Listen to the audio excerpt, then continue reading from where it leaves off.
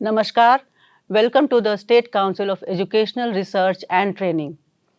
बच्चों, आज हम करने वाले हैं अपना अगला पोएम, चैप्टर 5 है जो पोएम में, जो कि रेनबो से लिया गया है। It has been taken from Rainbow part 2 of class 12, जिसका नाम है epitaph, and the poet of this poem is Walter de la Mare.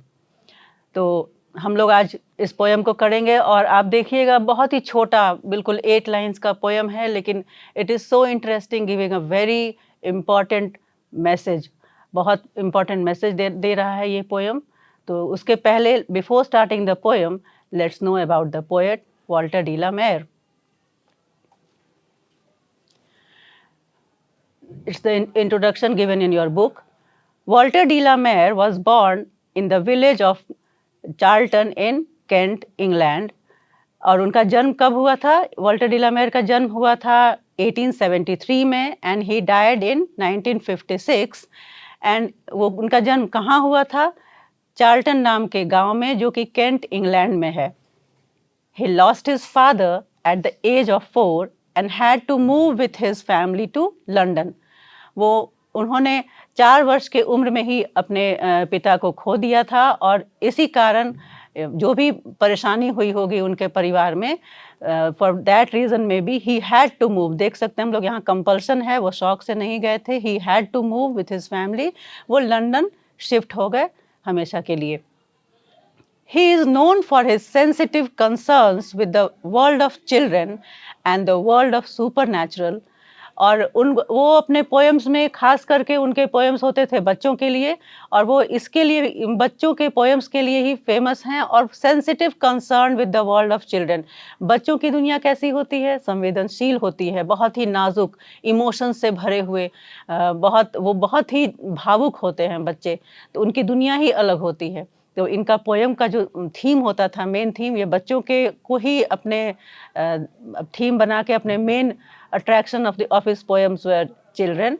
तो ये बच्चों को ही अपने मन में रख के और ये पोएम्स लिखते थे। और उनका वर्ल्ड, जो बच्चों का वर्ल्ड कैसा होता है, वो ड्रीम लैंड में या फिर उस तरह का सुपर नेचुरल चीज़ों में ज़्यादा रहते हैं। तो इनका जो पोएम्स था वो सुपर नेचुरल के अराउंड घूमता था। अब आप पूछेंगे सुपर नेचुरल क्या होता है? तो सुपर नेचुरल हम उसे कहते हैं जैसे जो कि नेचुरल से, नेचर से ऊपर हो, परे हो, जिसकी हम विज्ञान की भाषा में, जिसकी कोई परिभाषा न दे सके, जिसका हम कोई एविडेंस ना हो हमारे पास, वो सुपर नेचुरल होता है। जैसे परी है, बच्चों के कहानियों में अक्सर होता है ना कि परी है, देवदूत है, या फिर भूत पिशाच, मैजिक है, मिरेकल है। अचानक बहुत सारे आपके कार्टून्स वगैरह भी होते हैं, आप अपने बचपन में देखा होगा, जिसमें कि उड़ जाते हैं, या फिर कोई परी आ जाती है, मन की इच्छा पूरी कर देती है, या फिर इस तरह का जो भी scientifically it is not proven, और वो साइंस से या फिर जो नेचर है उससे ऊपर होता है, दैट इज़ सुपर नेचुरल। तो इसी के इर्द-गिर्द इनके पोएम्स घूमते थे। बच्चों को ध्यान में रख के इनके पोएम्स ज़्यादा होते थे। His songs for children and Peacock Pie, 2 इनके जो वर्क्स हैं वो काफ़ी फेमस हुए। उसी के चलते इन्हें एक मिल गया कि ये बच्चों का पोएम्स लिखते हैं। सॉन्ग्स फॉर चिल्ड्रन और पीकॉक पाई दोनों ही बच्चों की दुनिया से संबंधित पोएम इनके वर्क्स हैं। और ये पूरे होता है कि सपनों की दुनिया के इर्द-गिर्द ये दोनों इनके वर्क्स हैं। डिपिक्ट वर्ल्ड ऑफ ड्रीम्स, सपनों की दुनिया में घुमाते हुए ये पोएम्स इन्होंने, इस पोएम्स में हम देख सकते हैं कि ये वो बच्चों की दुनिया को लेके ही ये पोएम्स लिखे गए हैं। But even in these songs there is a note of melancholy. ठीक है, काफ़ी, मतलब सिर्फ बच्चों को ही ध्यान में रख के, बच्चे, children are the main target of his poems, this is true. But still in his poems we can feel the note of melancholy. Melancholy यानी उदासी। वो हर वर्क में उनका थोड़ा सा एक नोट जरूर दिख जाता है मेलैंकोली का। हो सकता है it is interpreted that because he lost his father at the age of 4, वो मात्र 4 वर्ष की उम्र में ही अपने पिता को उन्होंने खो दिया था। तो ये तो एक छोटे से इनके, आप अब ये कितना भी जीवन का कितने भी उम्र को गुजार लिए, लेकिन ये तो इनके मन में था ना कि he had no father when he was growing up। जब बड़े हो रहे थे तो उनके पास जो भी ये दुख तकलीफ तो उनका हमेशा के लिए था, और यही चीज़ झलकता था उनके वर्क्स में भी। The poet makes us aware of the inhuman conditions of modern life. और जो हमारे दुनिया में जो आधुनिक दुनिया है, मॉडर्न लाइफ कैसा है कि लोगों को किसी के लिए फुर्सत नहीं है, लोग अपने में बेचैन है, ऐसा लगता है कि पीपल आर रनिंग, भाग रहे हैं, दौड़ रहे हैं। आजकल का तो ये आप देख सकते हैं, अगर शहरों में आप अगर देखें तो ऐसा होता है कि अपनी पड़ोसी से भी बात करने के लिए उन्हें फुर्सत निकालना पड़ता है, इतने बिजी भागते हुए नजर आते हैं लोग। ऐसे भाग दौड़ की दुनिया है, किसी को किसी से मतलब नहीं है, कोई इमोशंस, कोई फीलिंग्स का किसी से कोई सरोकार नहीं है।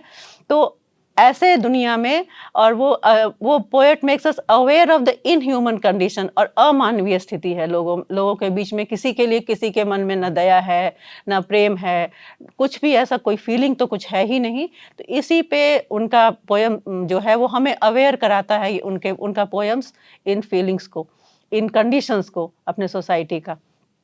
आगे के लाइंस देखते हैं हम। He shows his genius by evincing fresh interest in old themes। और वो अपना जो काम है उसमें वो दिखाते हैं, दर्शाते हैं जो ये सब फ्रेश इंटरेस्ट पुराने थीम्स में लेके, और ये इस तरह के इंटरेस्ट को वो अपने पोएम्स में दिखाते हैं, जिससे जो ओल्ड थीम्स है वो और इंटरेस्टिंग हो जाता है। Queen Elizabeth II honored him with the Order of Merit in 1953। और 1953 में क्वीन एलिजाबेथ, जो उस समय क्वीन हुआ करती थी, रानी थी, उन्होंने उन्हें एक प्राइज से नवाजा था जिसका नाम था ऑर्डर ऑफ मेरिट 1953 में। तो ये बहुत ही छोटा सा उनका एक ये है इंट्रोडक्शन है वाल्टर डी ला मेयर का। और वो बहुत सारा शॉर्ट स्टोरीज भी लिखे थे, और ये पोएम्स वगैरह तो लिखे ही थे, और सब फोकस था बच्चों पे, चिल्ड्रन पे, तो ये हम जानते ही हैं। और अब आइए चलते हैं हम लोग पोएम की ओर। पोएम की ओर जाने से पहले मैं बता दूं आपको कि ये बहुत ही छोटा पोएम है, बिल्कुल 8 लाइन्स का पोएम है ये, और एक मेमोयर पोएम है जो किसी की याद में लिखा हुआ है। हम आगे पढ़ेंगे तो आपको लगेगा, आपको दिखेगा कि एक किसी की याद में पोएट जो है वो ये पोएम लिखे हैं। और थीम इसका क्या है? डेथ, और उसका आफ्टर इफेक्ट है, जो इफेक्ट ऑफ टाइम होता है, मतलब मृत्यु तो सबके जीवन में है, कोई ऐसा नहीं है दुनिया में जो आया है उसे नहीं जाना हो, कोई मतलब इमोर्टल नहीं है, सभी को एक न एक दिन जाना ही है। तो इसमें हम ये भी देख सकते हैं कि आगे मैं पढ़ूंगी, अगर मैं बता दूंगी तो फिर आपको सारा जो इंटरेस्ट है वो तो फिर पहले ही चला जाएगा, इसलिए हम लोग पोएम पढ़ेंगे तो फिर हम लोग जानेंगे कि क्या है। लेकिन ये ध्यान में रखना है कि कर्म सबसे श्रेष्ठ है, काम करना बहुत ज़रूरी है, और क्योंकि एक ना एक दिन जाना है, तो हमारे जाने के बाद क्या याद रहेगा लोगों को? हमारा काम याद रहेगा। आगे फिर है बस इसी को आगे डिपिक्ट करता हुआ है कि जो क्या होता है कि डेथ और उसके बाद जो समय है वो कैसे हम लोगों को भुला देता है, इफेक्ट ऑफ टाइम, यही उसमें डिस्कस किया हुआ है। तो चलिए हम लोग पोएम को देखते हैं। उससे भी पहले हम लोग थोड़ा सा डिफ़िकल्ट वर्ड, 2-4 डिफ़िकल्ट वर्ड उसको मैं डिस्कस कर लेती हूँ, ताकि जब मैं पोएम को पढ़ूंगी आपके साथ तो आपको परेशानी ना हो। तो ये कुछ डिफ़िकल्ट वर्ड जो आपके बुक में हैं। एपिटाफ, जो हमारा शीर्षक है एपिटाफ, एपिटाफ का मतलब क्या होता है? एपिटाफ को हम लोग हिंदी में बोल सकते हैं शिलालेख, स्मृति लेख भी बोलते हैं, और इंग्लिश में उसका एक और नाम टूम्बस्टोन हो सकता है। तो ये क्या होता है? एपिटाफ होता है, आपने देखा होगा जब जिस किसी की डेथ हो जाती है और उन्हें जब बरी किया जाता है, दफनाया जाता है, तो उनके ग्रेव के पास, उनके कब्र के पास एक पत्थर लगाया जाता है, और उस पत्थर में उनका नाम होता है, उनकी डेट ऑफ बर्थ होती है, डेट ऑफ डेथ होती है, और उनके बारे में बस एक लाइन में कुछ कि हाँ ये कैसे थे, कौन थे, बस एक लाइन में एक छोटा सा उनका एक परिचय इतना लिखा होता है।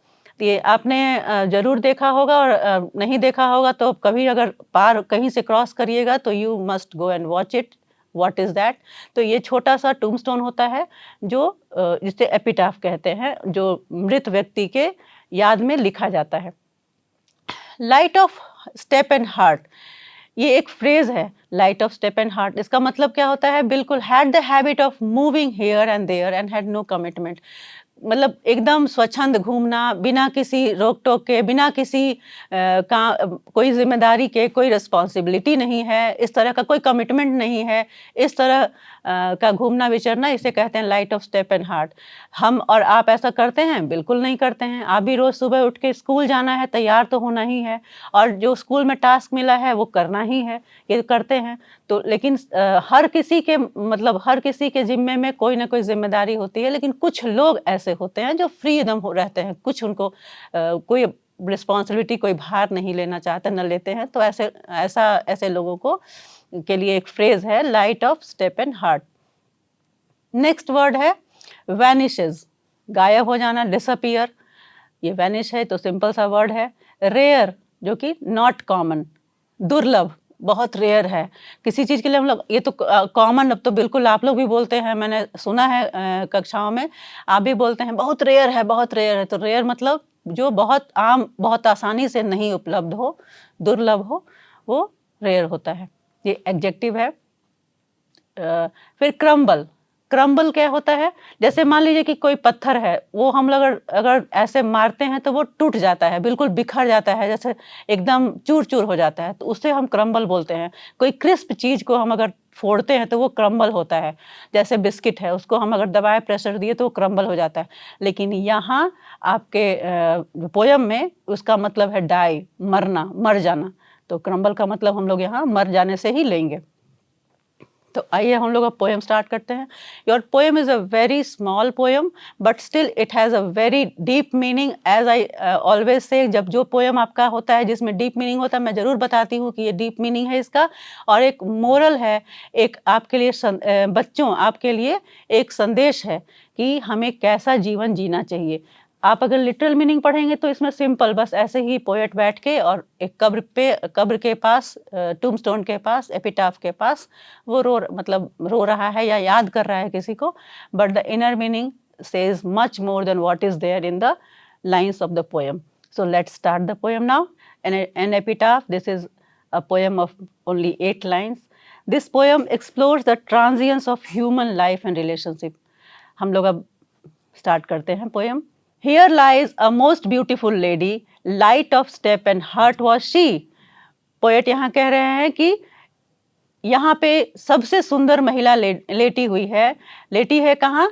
कब्र में लेटी है। एक बात और मैं बता दूं, हम लोग कंफ्यूज होते हैं कि पूरा पोएट बोल रहे हैं, या फिर कोई कंफ्यूज होता है कि ये पूरा का पूरा एपिटाफ पे लिखा हुआ है, लेकिन नहीं, ऐसा नहीं है। ये फर्स्ट 2 लाइंस जो है वो लिखा हुआ है वो टोम्बस्टोन पे, एपिटाफ पे, और बाकी जो लाइंस है वो पोएट वहाँ बैठ के अपने वो जो लेडी है, जो भी है, उसके लिए वो बोल रहे हैं। तो ये यहाँ फर्स्ट लाइन जो है वो क्या लिखा है कि यहाँ सबसे खूबसूरत महिला जो है वो लेटी हुई है। कहाँ लेटी है? तो ग्रेव में, कब्र में लेटी हुई है।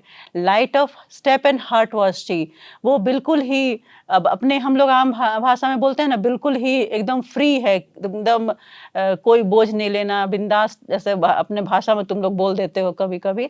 तो वो उस तरह की वो लेडी थी, कोई कमिटमेंट नहीं था, बिल्कुल स्वच्छंद विचरण करने वाली, बिल्कुल लाइफ को इजीली लेने वाली और हैप्पीली एकदम रहने वाली, कोई टेंशन नहीं लेना, कोई ऐसा कोई भारी जिम्मेदारी लेके और अपने जीवन को एक बोझ जैसा नहीं, बिल्कुल ही खुशनुमा मिजाज में वो रहने वाली लेडी थी। तो वो यहाँ लेटी हुई है। तो लेटी क्यों है? क्योंकि वो she is dead now, she is buried in the grave, grave में वो बरी की हुई है, दफनाई गई है, जा चुकी है। तो वो लेटी है, और उसका एक लाइन में उसका कैसा क्या कैरेक्टरिस्टिक था वो भी बता दिया गया है कि बिल्कुल ही खुले मिजाज की, बिल्कुल फ्री थी, किसी से कोई उसको परेशानी नहीं थी, किसी को उससे परेशानी नहीं थी। She had no commitment in life, she was very very free and happily she lived. तो ये उसके बारे में है। Now the poet says, I think she was the most beautiful lady. यहाँ देख सकते हो आप लोग, सुपरलेटिव डिग्री है, मोस्ट ब्यूटीफुल, मतलब उस पोएट को लगता है कि वो मतलब सबसे खूबसूरत लेडी थी, उससे खूबसूरत लेडी कोई होगी ही नहीं। तो कह रहा है कि she was the most beautiful lady that ever was in the west country, जो कि वेस्ट कंट्री में अभी तक हो, मतलब हुई हो। वेस्ट कंट्री कौन सा? तो वेस्टर्न कंट्रीज हम लोग मानते हैं, यूरोपियन और अमेरिकन कंट्रीज जो है उन्हें हम वेस्टर्न कंट्रीज बोलते हैं। तो पोएट सोचिए, पूरा वेस्टर्न कंट्रीज को लेके पोएट बोल रहे हैं, he is so much confident कि ये दुनिया की, नॉट दुनिया की, वेस्टर्न कंट्रीज की सबसे खूबसूरत महिला यहाँ ये है, जो कि अभी तक, आज तक जो महिलाएं हुई हैं उनमें सबसे खूबसूरत महिला ये यहाँ पे जो कब्र में लेटी है वो है, वो थी। अभी वाज हम लोग देखे हैं तो वो थी, यानी कि she is no more now, अभी नहीं है। तो वहाँ दुनिया की वेस्टर्न कंट्रीज की सबसे beautiful lady is lying in the grave. But लेकिन पोएट को भी ये पता है, वो भी बोल रहे हैं, बट ब्यूटी वैनिशेस, ब्यूटी तो गायब हो जाता है, ब्यूटी पासेस, ब्यूटी गुजर जाता है, सुंदरता जो है वो गायब हो जाता है, सुंदरता गुजर जाता है, खत्म हो जाता है। ऐसा आपने किसी भी महिला को अभी तक अपने घर में, अपने गांव में, आस पड़ोस में क्या देखा है कि हो सकता कि वो जब अगर यंग एज में थी तो जैसी थी वैसे ही, अगर वो 70-80 साल की होगी तो वैसी ही होगी? नहीं ना, ये कभी नहीं होता है। तो हम हमेशा इंसान जब जो यंग एज में होता है वो कभी ओल्ड एज में नहीं होता है।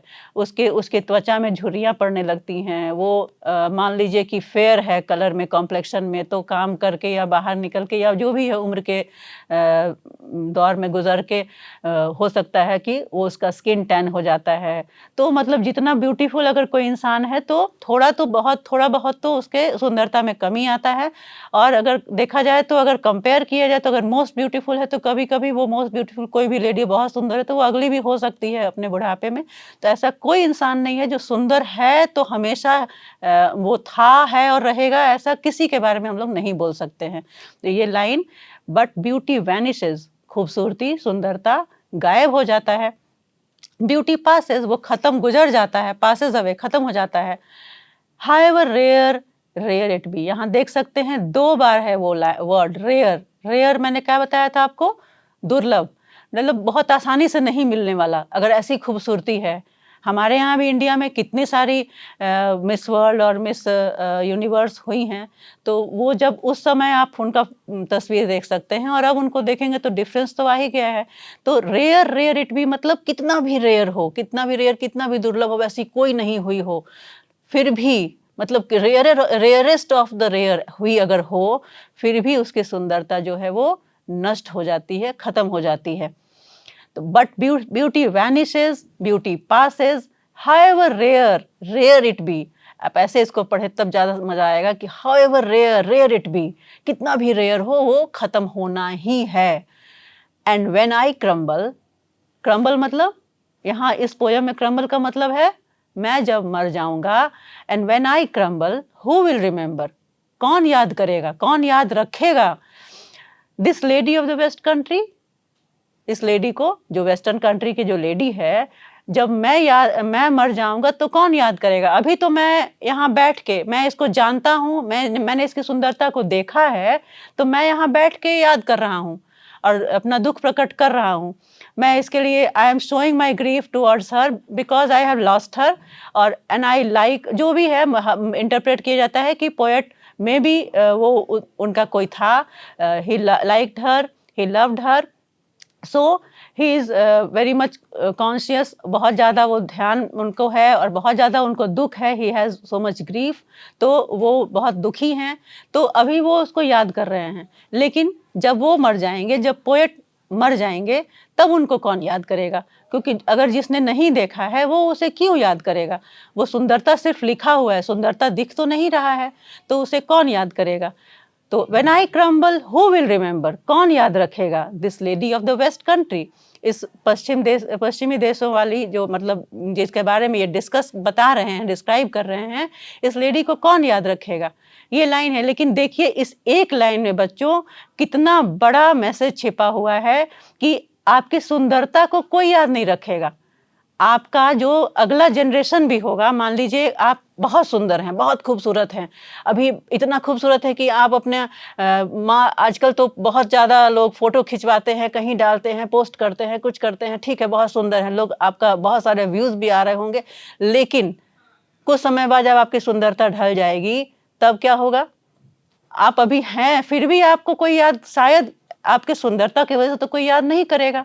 और जब हम लोग या फिर आपका जनरेशन आपके बाद याद करेगा, ये तो बिल्कुल ही ऐसा ये कन्फर्म है कि लोग भूल ही जाते हैं। बड़े-बड़े जो लोग हैं उनको भूल जाते हैं, और हम आप तो ऐसे आम आम लोग हैं तो ज़रूर भूल जाएँगे। तो कैसे याद लोग रखते हैं? हमें हमारे कार्यों से याद रखते हैं, हमें हमारे कर्म से याद रखते हैं। The what work we have done for the society, whatever we do, if we have done for the betterment of the society, हम लोग अगर कुछ भलाई का काम करते हैं, कुछ नेक काम करते हैं, कुछ निस्वार्थ भाव से सेवा करते हैं, कुछ बड़ा काम करते हैं, अपने गांव का, अपने माता पिता का, अपने गांव का, जिला का, देश का नाम रोशन करते हैं, तो कई पीढ़ियों तक हम याद किए जाते हैं।